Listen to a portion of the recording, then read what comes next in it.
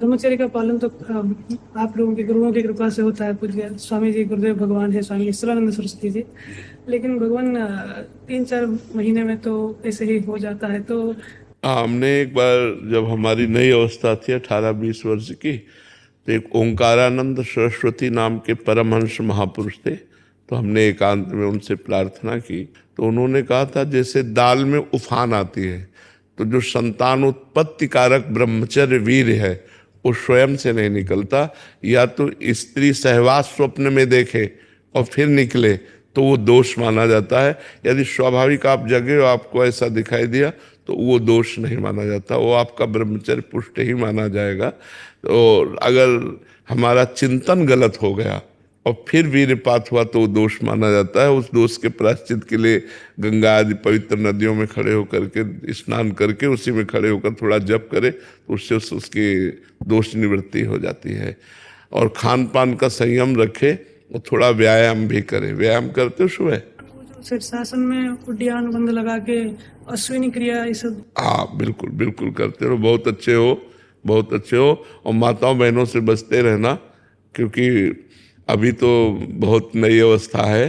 बहुत बड़ी टांग मारती माया, बहुत बड़ी टांग मारती, इसलिए बहुत संभल करके पूरे जीवन कभी किसी माता बहन का संसर्ग ना होने पावे। बस ये हमारी बात गांठ बांध लेना। स्वयं से गंदे आचरण कुछ होना और किसी माता बहन को संग ना हो तो जीवन पार हो जाओगे। ये बहुत विचित्र माया है, आखिरी लक्ष्य तक मारती है, आखिरी लक्ष्य तक। ज्ञानी नाम चेतांसी देवी भगवती हिसा बलादा कृष्ण मोहाय महामाया प्रचति। बहुत अच्छे हो, धैर्यपूर्वक चलते रहो, उदास रहो, उदासीन रहो, जगत से संबंध मत रखो, गुरुजनों के चरणों का आश्रय लेकर सेवा परिचर्या और बस मंत्र का चिंतन, शांत एकांत बिल्कुल मार दो। जीवित मर जाए उलट आप में समाये है दिलगिरी है। जिंदा मृत के समान, जिसे मुर्दे में कोई चाह नहीं होती, ऐसे संत में कोई चाह नहीं होती। ऐसी स्थिति बनानी है धीरे धीरे। ज्ञान की लिप्सा रहती है, ज्ञान की लिप्सा रहती है, वो अपने आप जागृत हो जाएगा। जब पवित्र हृदय होता है तो ज्ञान अपने आप, अपवित्र हृदय में ज्ञान पढ़ाया वो काम नहीं करता।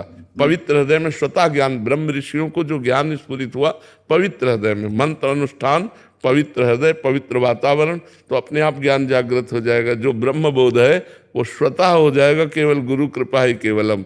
गुरु का आश्रय लेकर शास्त्र स्वाध्याय अपनी दिनचर्या, तो अपने आप अनुभव होने लगता है कि मैं देह नहीं हूँ।